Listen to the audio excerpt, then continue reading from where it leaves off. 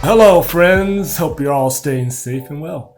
What I have to talk about today is going to ruffle a lot of feathers, but the reality is traditional martial arts like Kung Fu, Wing Chun, Tai Chi, Aikido, and even some other systems out there that you may or may not have heard of are a breeding ground for fake martial artists. And when I say fake martial arts, I'm going to show you some video clips of these martial arts, and you tell me if you really believe in it. Looks like some type of drunken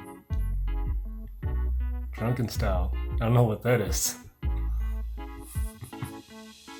Just flailing around. Looks like he's doing the dance. Oh my gosh. The sad thing is that these guys are actually pretty ripped. They probably could eat this guy for breakfast because he's pretty out of shape, the guy in the suit.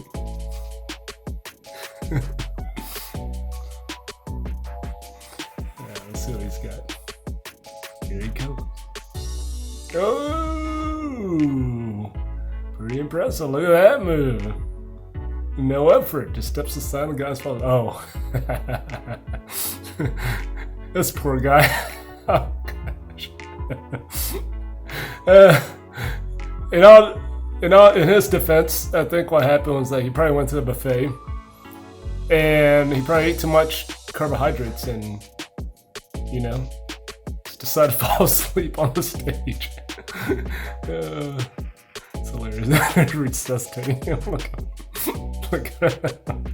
He's like, I'm fine. Oh my gosh.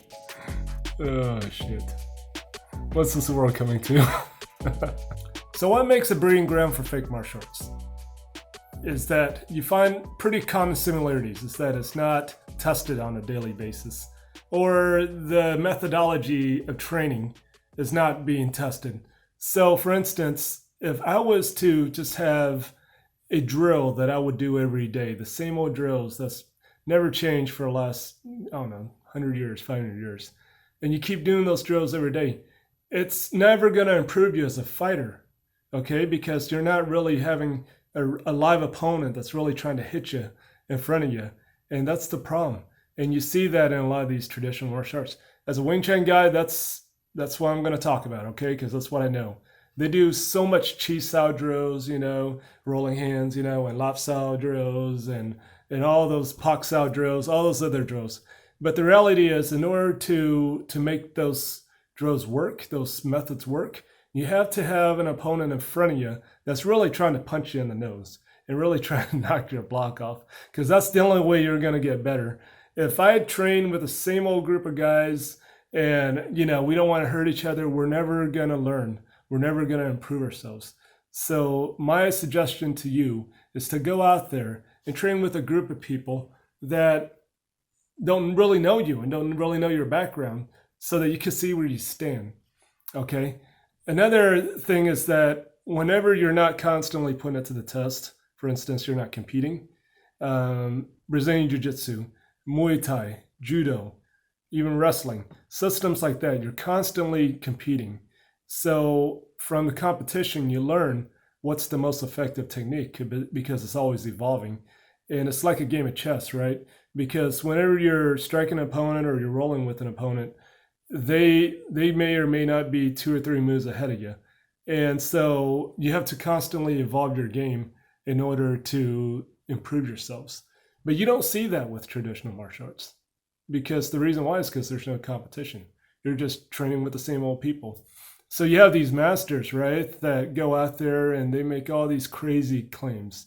Guys that say, I could touch you in your heart and just kill you, or I could look at you and kill you. And this is not a story that I'm getting ready to tell you, but it's the truth. I had a master one time tell me that he could look at the clouds and the clouds would start moving. And he said, you see that cloud up there? It's moving. And I would look up at the cloud. I was pretty young at the time, kind of naive, and I kind of looked up there and I go, yeah, but I thought clouds were always moving because the earth was always rotating around the sun. So yeah, it's BS claims like that gives these masters a platform to spew their BS. And what I'm trying to say is that it's not the martial arts that's the issue, it's the practitioner. Okay, imagine if we lived in an alternate universe where all of a sudden I could snap my fingers and I could open up a business and I would call it a medical clinic.